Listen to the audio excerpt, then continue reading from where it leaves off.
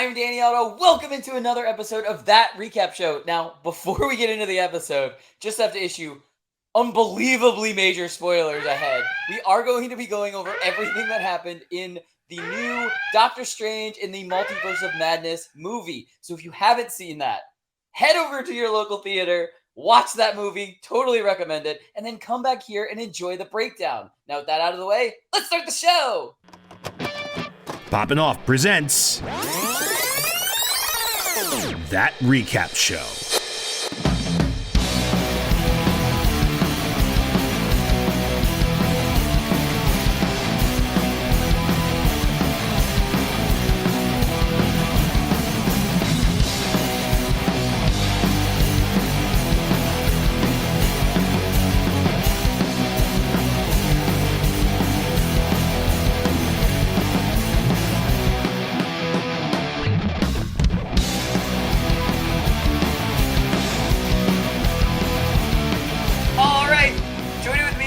Everything from Doctor Strange in the Multiverse of Madness. It's Johnny Rico.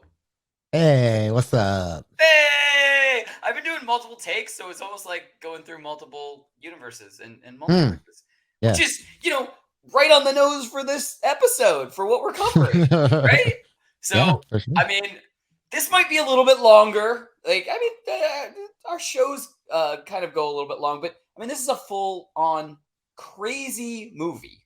There's a lot to unpack. I know, and we were talking about this ahead of time just to kind of try to, filter all of our thoughts together just so that we could have something as streamlined as possible. But, I mean, there's no way in everything that this movie kind of threw at us to have, like, a very streamlined thought on this. But I'm going to kick this off just with some instant reactions and some references, because I have to do references. I loved this movie. I really did enjoy it. And going into it, I really tried my hardest to stay away from as many spoilers as possible. And that's not to say that I didn't dig into rumors or potential storylines and stuff like that, but I didn't watch leaked footage and stuff like that. So I did get some surprises. And I did read some non-spoiler reviews after the world premiere that didn't spoil anything, but kind of gave us an idea of what to expect going in. So I do know some of those reviews did say this is a very Raimi felt movie, basically. And if you like Raimi's style, you know what you're getting into and stuff like that. So I had that kind of going in. And that's one of the things I really did like about this. I liked the horror element of it. And it's not a full-on horror movie, but just those little elements of it here and there made it feel fresh. There's no objection to that this is a Marvel movie, but having that little extra horror element here and there really does make it feel like fresh. Like I feel like we aren't just watching another Marvel movie. We're watching another Marvel movie with some added feel to it, basically. And some people liked that, some people didn't like that, but I was one of the people that I really liked that. And I know, look, might have not been a perfect movie, but here's what I felt leaving the theater was I really like this movie, and I think this is going to be a movie that I'm going to go back to and want to rewatch more often than some of the other movies that I've that was an experience, and I'll watch it if I'm doing like a marathon or something, but I don't need to watch that again because that experience was that type of thing. And also I was reading an article that said that this might be one of those movies that will make way more sense as we go down the line in other Marvel movies and stuff like that in the future. We might be going back into this and going, oh shit, they did set that up type of thing. And just little things. So I could see there were so many things teased, so many things thrown at us that we don't even know what direction we're going in yet that could eventually make this movie even more involved than we already think it is, which is really cool to me. Okay, so before I go on for forever, I'm going to go some references. I do have to say this. Futurama pulled off the multiverse a long time ago. In one of my favorite Futurama episodes, we had where there was a box that contained a different universe, and in that universe, they created a box, or the professor created a box that contained that universe, and somehow it all got mixed up, and it had to do with Zoidberg being colored blue, and I don't know. Anyway, it was one of my favorite Futurama episodes, so I immediately thought of that when thinking about multiversal anything. Second is, second is. Jim is going to be way better at doing pranks against Dwight, having the powers of Mr. Fantastic. And that Oh boy. there was a couple of things that we were talking about that I wanted to happen in this movie. But one thing I really wanted to happen in this movie was to just have Reed Richards do a side glance like Jim from The Office. Like one little Jim glance, I would have burst out laughing in my seat. Just because of that. Because the people that got it would have got it, and the people that didn't would have been like, I don't know why that crazy person is laughing. But I thought that was really cool. But we did get some other references from Mr. Fantastic in general. And that was when he's trying to talk Wanda down in the scene. And he mentions that he has kids. And that's a reference to his two children, which, I mean, is going way into comic book stuff and everything like that. But just to think, we have basically his son, who is arguably the most powerful mutant. I think at one point, Galactus was like his herald. Without a question, I think he might be the most powerful being. Right, and then his sister is arguably the smartest, even being smarter than Reed Richards. So you have basically the most powerful and the smartest. They can not be stopped if they're working together, type of thing. So I am very interested to see if that could lead to something down the line. And I'm not talking like, a couple years down the line. Maybe, we're looking back 8 years from now down the line, and we've had a couple of Fantastic Four movies, and now we have a younger generation of Fantastic Four or something like that. I just think that would be really interesting to see, but I really liked getting that little nod. I thought that was incredible. The last the last thing I have to mention is that we've had so much talk about the Young Avengers, with all of the kind of new introductions that we've had. Kate Bishop, Yelena, and I was really hoping by the end of this movie we would know if Billy and Tommy were going to be in the MCU universe, because I know in the comics they are a big part of the Young Avengers team. And seeing as we kind of are left without an answer to that, I don't know if A, we're going to have Young Avengers anytime soon, or if B, it's going to be Young Avengers team without Billy and Tommy. I don't really know what they're going to do with that. I'm really interested. And I mean, Rico, maybe you can give kind of a better perspective on the Young Avengers, because like I said, I know you read way more into the comics than I do. And I was always under the impression that Young Avengers always had Billy and Tommy. And so like, I was kind of waiting for when they were going to be pulled into our real MCU, because that was kind of going to be the sign of, okay, we're definitely going to get Young Avengers soon. But like I said, I could go on for forever. But before I go too long, what were some of your instant reactions to this awesome movie? I thought it was a pretty wild movie from beginning to end, really.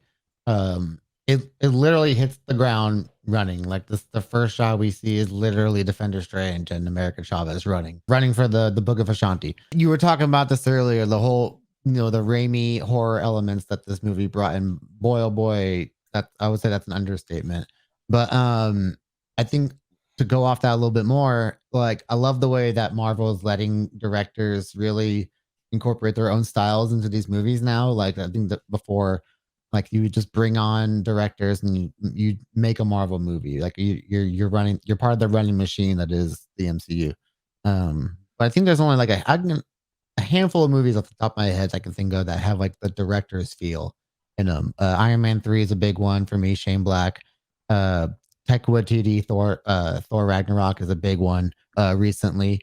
And this one for sure. I think this is probably the biggest example, because Sam Raimi goes way back. He goes all. I mean, Evil Dead goes back to the 80s, and that's to this day is still an influential movie and the stuff that it does. He's such a stylistic director, and I love that he can put some of his little kind of like his tropes, as you can say, like of course the going into the eye shot and stuff like that, and of course his creepy horror elements and all that. And like someone like when we saw Zombie Strange for the first time, I felt like I was watching like a thriller video, like it was in the best way. So like the way that he's able to bring like that creepiness to Wanda again that we haven't really seen since like her opening scenes in Age of Ultron, which is kind of like that vibe they were going for when she would get in their heads.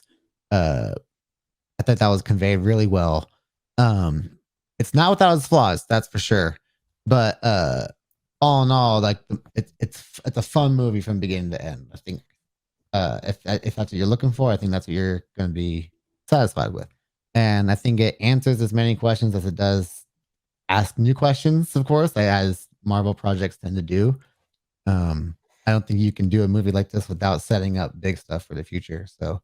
And I think they do that pretty well as well. But you know, you have your references, Danny, but I got my own this time, and I like this one a lot because the first thing I thought of, when we were on Mount Wundagore, as we have been struggling to say for the last 20 minutes, there's the one point where Wanda, just yeets Wong off of the mountain, and of course, like it just cuts to the next scene, of course, and you're thinking like, you don't just do Wong like that, right? And then of course we learned that like the kunai that he had like kind of saved him a little bit. I love when one of like her little mountain monsters up there, I don't even know what to call them, it's just kind of like peeking over the edge at one point, and Wong goes full scorpion on them and just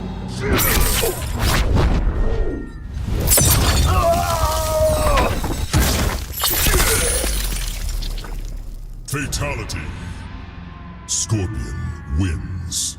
And I was like, holy crap, he could have just said, get over here, and that was it.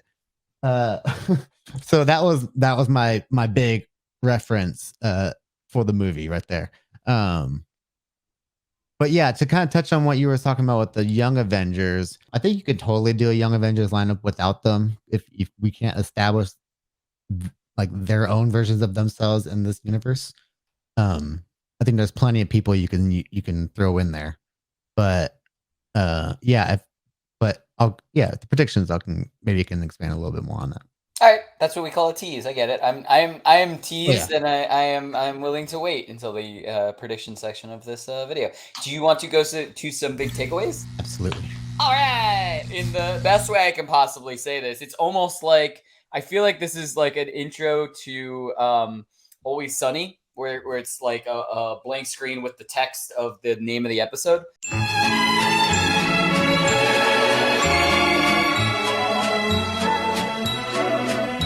This gives a whole new meaning to boom, big reveal. I'm gonna just tell you that much. Like boom, indeed. There's so much that happens in this, and like what I want, the whole reason where I kind of paused in the beginning was because I kind of split this into two thoughts, just because it was so many things. Like the introduction of everybody in the Illuminati was incredible in and of itself, and that's kind of where I was going when I was talking about John Krasinski as Mr. Fantastic, and what I took away from that was obviously the Office reference, but that aspect of it, and then you have the fight scene of that from we're just talking here to we're all dead. Like It's like, boy, that escalated quickly. I mean, that really got out of hand fast. It jumped up a notch. It did, didn't it? I actually had a reference for this that I thought worked perfect, and it's not, boy, that escalated quickly. It's, do you remember in Deadpool 2 when they have the X-Force scene where they're all jumping out of the airplane? Oh, and this whole time, they can't tell if Vanisher's real or not. And so we literally see Brad Pitt for like 2 seconds when he's dead. So I felt the exact same way in this. We got all of these incredible reveals of characters.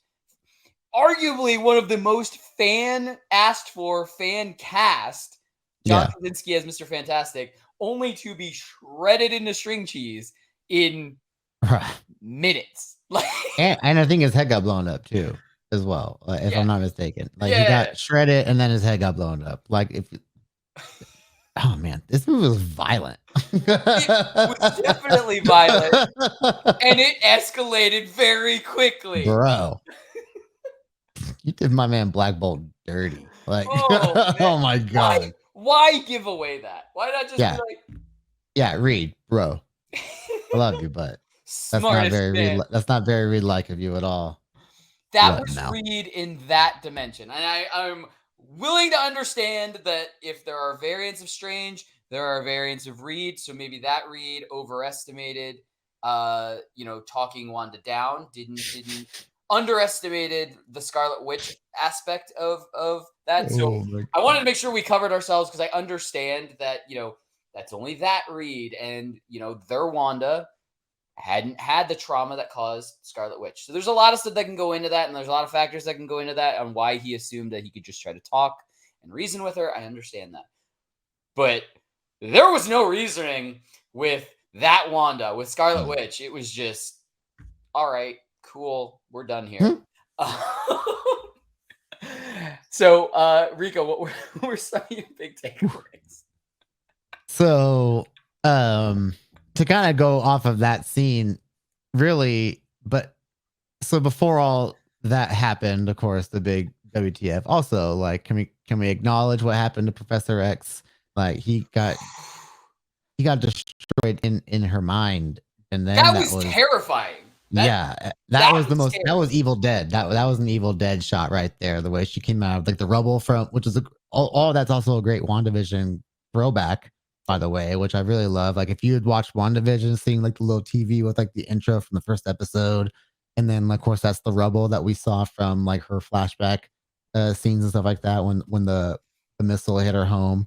And then the way she just popped out. There was a couple times where I legit like jumps like did that in my seat. I was like, I was not expecting to get a little jump scare right there. But so okay, but the Illuminati scene, like that scene, of course, seeing them in the chairs and stuff like that, the one empty chair, which could be like maybe it could have been Superior Tony Stark, who knows whose chair that could have been. But seeing Black Bolt, seeing Professor X, seeing Reed Richards, and even Captain Carter, even though she's a newer character, but seeing that. And then, of course, Doctor Strange. Like, if you would have told me that we would have seen like a representation of like kind of all the major groups of the big Marvel teams and stuff like that in one scene, I wouldn't have seen it coming anytime soon. Really, I think like a couple years at least, but like the fact that we just got it in this movie, like everything feels real now, and and all the doorways are open. Like I didn't think I would be as happy as I would to see Black Bolt in his regular suit again. Even I like the actor from that horrible TV show, so I was really happy to see him kind of get like a redemption in this. And we actually got like to see a cool display of his powers. Like he took out Doctor Strange with the I'm sorry, and I'm sorry, and I was like, dang, that's really good.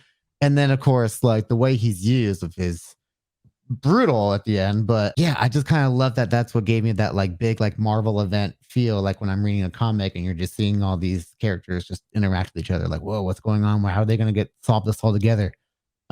Clearly, like this team was able to defeat Thanos and stuff like that, and that's just really cool. Like, not universe building, but multiverse building, because you're literally building another universal story on top of that. And then of course you're throwing in introducing America Chavez and stuff like that, who's got big multiversal ties or stuff. And again, she just hits the ground running. Like you just see her throwing out her powers right away and stuff like that. And that was the stuff that I really loved about this movie. But again, that it's going to lead right into my next takeaway, which is I do have some criticisms about this movie, which I don't think. I think these are all pretty valid criticisms on my part. But some of the stuff I felt like was almost like a little bit lazy storytelling. Was first off the way they depicted America's origin with the whole like stand here and watch your memories. Like, first of all, they didn't even pay for it. I was wondering about that they just too. stood there and then got it for free. But I guess it was supposed to be like a kind of a nod to the barf technology that we saw in Civil War that allowed, Tony Stark was going through the memories and stuff like that. But I think when you have a character like Wanda who can literally go through your head and see into like your either like your nightmares or like she can go into your head and see your thoughts if she wanted to. How that you couldn't just do the origin through that way, in my opinion, would have been a more powerful way of storytelling, in my opinion. Like rather than just having her standing on a platform and Strange learns her origin by watching a screen. I just feel like you could have done some really good head games right there because you had all three of them there at once. You could have done that somehow, some way. Um, so that to me, and so again, but also with Wanda, I feel like her transition to being the villain feels a little rushed in this movie, in my opinion. I think at the end of WandaVision, of course, we see her studying the Darkhold and hearing her kids, and of course, we see her now, waking up, having nightmares about her children and stuff like that. Still living in seclusion, but there's no real growth from her going from that to surrender America Chavez or I'm going to destroy Carmartage. Like I feel like that's a wild leap for her character, despite like what her and Strange just went through with Thanos and stuff like that. So yeah, I feel like that like could have been handled better, in my opinion. And as much as I love the fast pacing of it, I think that it hurts it a little bit more because I feel you could have added that extra 15 minutes and slowed everything down and maybe added some more either exposition stuff that explains a little bit more of what's happening to some people, or even diving into more characters like individually. Like I would have liked more, like a couple more minutes on that one sorceress that was working with Wanda with the shaved head, the one that like tries to take out Wanda. Like I think she's a really interesting character. Or the Minotaur dude. Like what? How are we just like not acknowledging like a Minotaur looking dude in Camartage? Like he had his own 10-inch pop that I almost bought already, and then once I saw the movie, I was like, I'm glad I didn't buy. Like he's badass pop, but at the same time, it's like I don't need to spend $30 on him to get the big pop. Did he even do any magic? I think I guess they all did because they all had to do the shield at some point. They're but all like generating the you shield. got to give like some of these cool characters like a chance to shine if you're gonna put toys around them too, not just around the look. But like I guess like some characters are probably made for the purposes of being a toy at the same time. Okay, so that also goes into like probably my final criticism. I'll just cap off with 3 here. Ending with America being a sorceress in training at the end of the movie. Like she can punch holes into other dimensions. Do we really need to have her learning like spells and stuff like that and creating, unless she's trying to use her sling ring to go into other dimensions, maybe like they're trying to channel those 2 powers. I'm just not sure what that could be interesting, but I'm still not sure what the play is there. So, but it sounds like they're all, I guess they're minor criticisms, but some are also pretty like decent criticisms. I feel like just minor tweaks would have made them better to me. But overall, love the hell out of this movie. Like, geez, like I'm gonna watch it over and over again and enjoy all the stuff I love. I mean, one of the greatest visual shots probably of any Marvel movie has to be Zombie Strange having a cape of demons or whatever and flying up to the mountain. Like, did you ever told me that I would have been like, I almost like literally gasped when I saw that. Like, whoa, that is so good. Like the good far outweighs the bad in this. So I'll leave it off with that. Absolutely. And I 100% agree with that. And when we finally got to talk about this movie, the criticisms that you brought up were completely valid too. I agree with that. I think this is one of those movies where there really is like, if you like it, you like it for these reasons. And if you don't like it, you don't like it for these reasons. But I know that sounded very, very, very simplistic. But what I mean by it is going into it, it's a Marvel movie. And right, it'll always be a Marvel movie. So if you're in that like I really like Marvel movies, you kind of have a leg up into liking this. But also if you like Sam Raimi references and like Sam Raimi's style of movies, that gives you another reason to really like this movie. So when that combines, like you and I like Raimi stuff and you and I like Marvel stuff. So there's way more good in this movie than there is that I didn't like, basically. Right. And so and Raimi's, I gotta say, the guy feels like he's ahead of his time with his big movies like Evil Dead, like kind of feels like it was like kind of setting this new wave of almost like this like kind of cool comedy horror, but like the way the graphics were involved, stuff like that. Like Evil Dead is in such its own plane of how it's looked at, I feel like.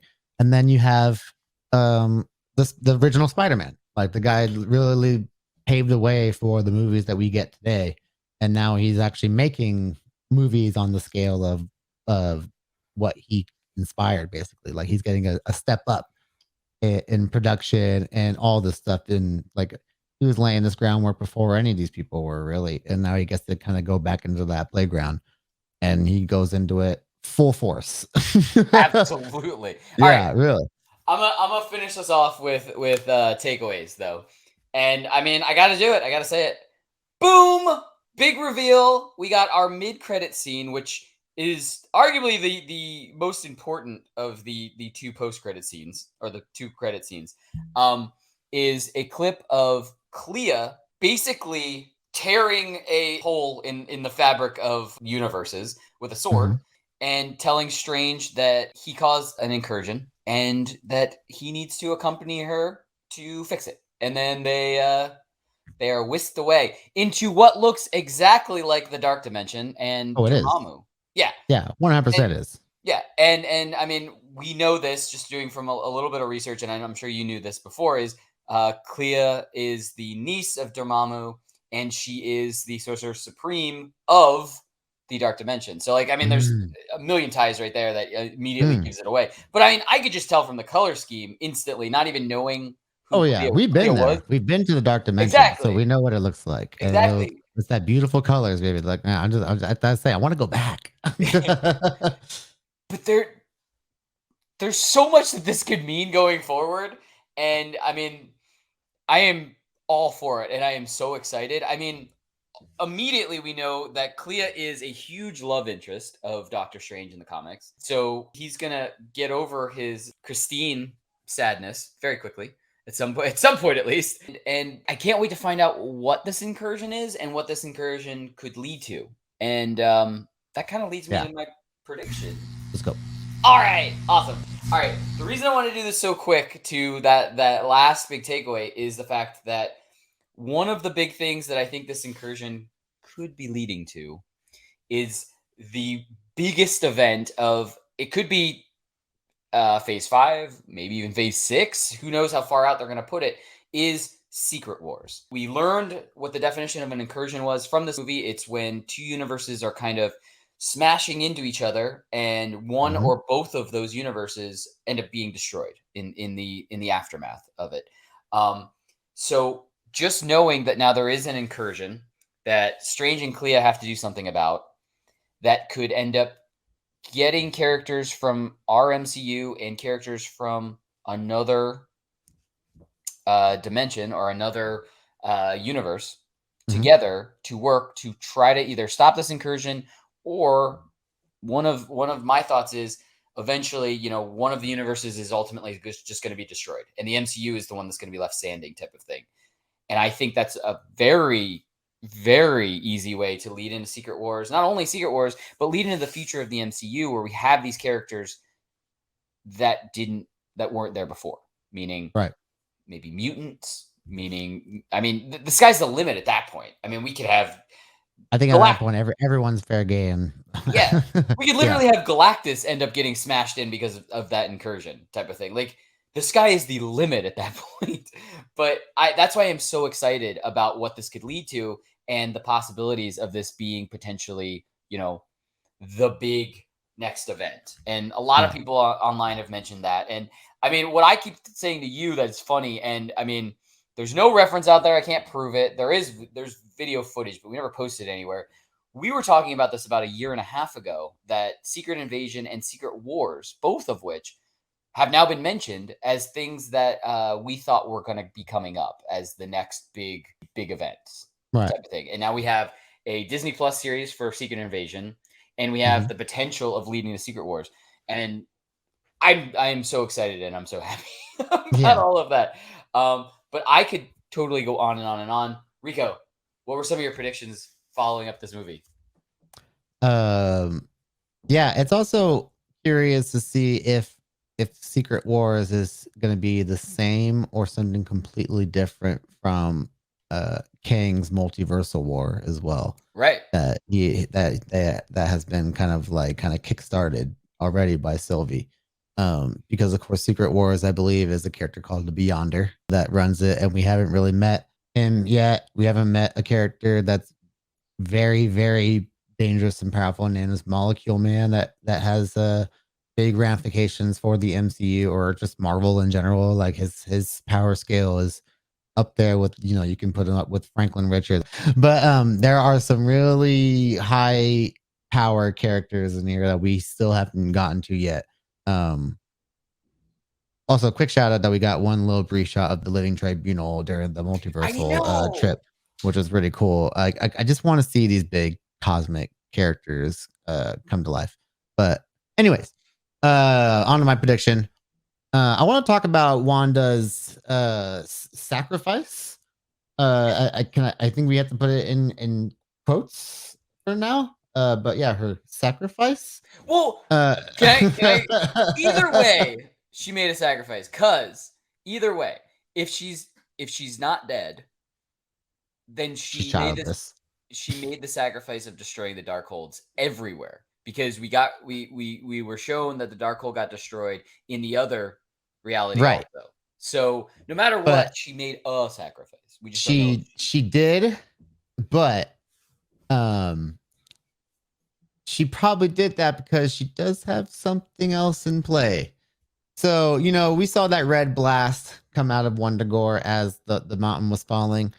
That could be interpreted a couple ways. That could be interpreted as her maybe she did one final dream walk into another universe. Maybe a universe with mutants, possibly. And maybe she just full on took over that Wanda's body, like even the way she did with this mom one over here, that took out the Illuminati. Like that was a different body. So she might have just done that. She could have teleported herself if she's never really been known to do that, really, but with Wanda, like she's so powerful, you have no idea what she's capable of doing at this point. So that could have been her, getting out of there, and she's safe from all that. The classic comic book, like fake out. Basically, we don't see the body. She's not gone forever. And even Elizabeth Olsen has talked about, she knows where she wants to take this character's story next too, which I love that she kind of laid the groundwork for this story to begin with when she was in Age of Ultron. As she read all these stories, and she's like, I don't think they'll do that. That's a little too dark. Yeah. And like here we are, literally doing that to this day. So she's already she can speak this stuff into existence already.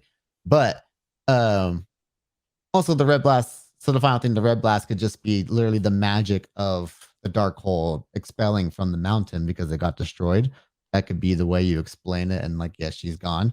But her play here, the one thing that she still has, she still got this nosy neighbor in Westview that she trapped in a little mental prison named Agatha Harkness. And she's going to get her own TV show pretty soon. If you're wondering what that show is going to be about now, I think you have a better idea of what it might be about. Like, I think Wanda possibly either she's going to start communicating to Agnes from another dimension, like I just mentioned, or another universe, trying to get her free, because maybe she's the one person with the knowledge of the Darkhold that could save Wanda, or she can still get the knowledge from the Darkhold from Agnes or Agatha.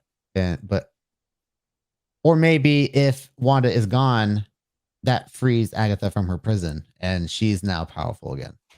So you got two different ways to now approach her show now with results of this movie, which I think is a really cool thing that I'm like, when you see that project is announced, you're like, what are you going to do with that show? Like she's trapped in a prison. How is this going to work?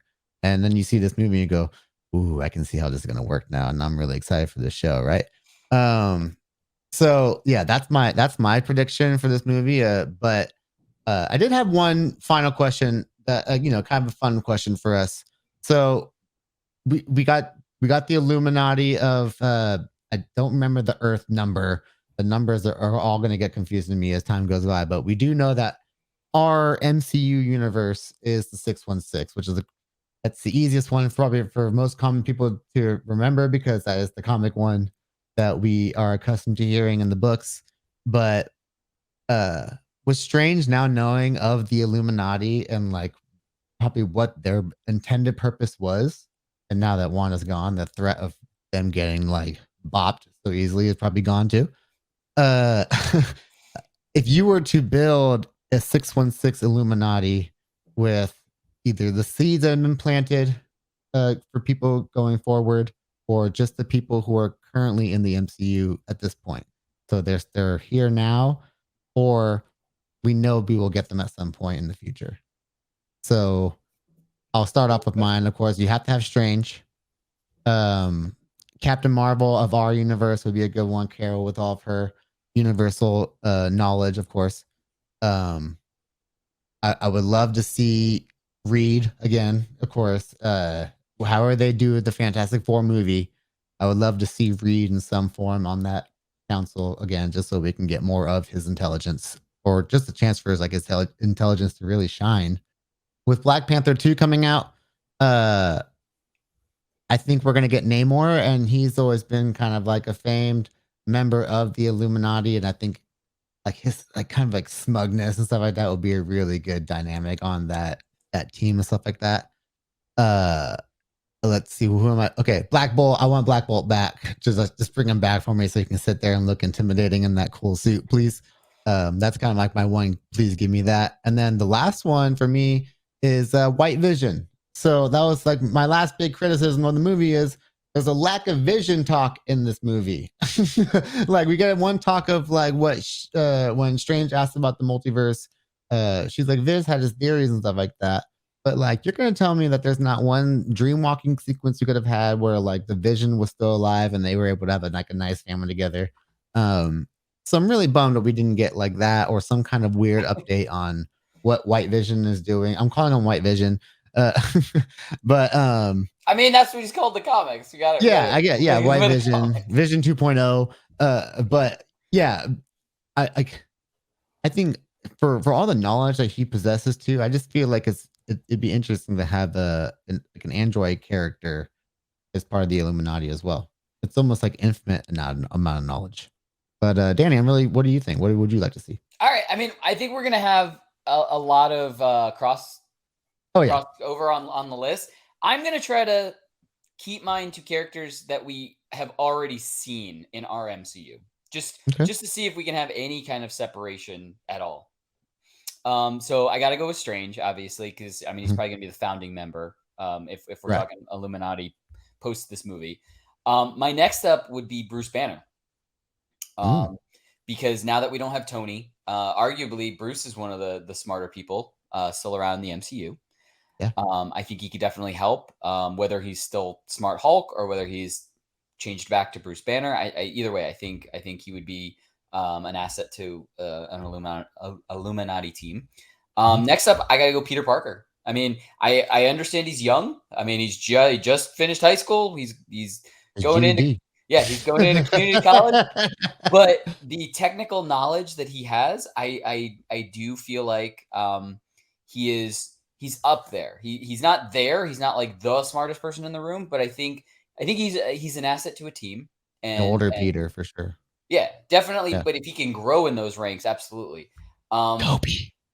I got to go Shuri, because Shuri. I mean, I think Shuri and Peter are kind of close in age, right? Like.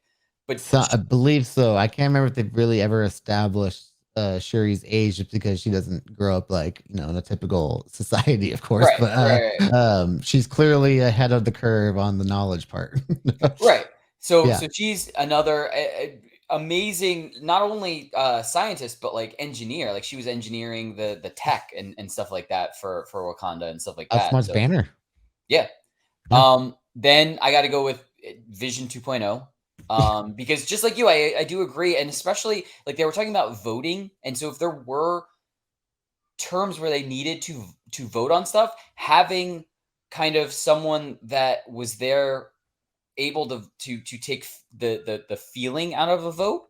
A neutral feeling. He brings the neutralness of it. Right. I think that's an asset. And also like the amount of knowledge and stuff like that, I do agree with. It's like having a living computer, basically. Mhm. So I think that's an asset. Captain Marvel. I agree. I agree with you because I mean, at this point, she's been out and about in the universe for Oh years. man. Yeah. So the knowledge that she could bring to the table about other races in like alien races and cultures and stuff like that throughout the galaxy, universe, whatever, um, might help in tons of situations. I think 100%. that's really important. And I was, I'm racking my brain for the last member, and I'm still sitting here trying really hard to think. I don't know who to add.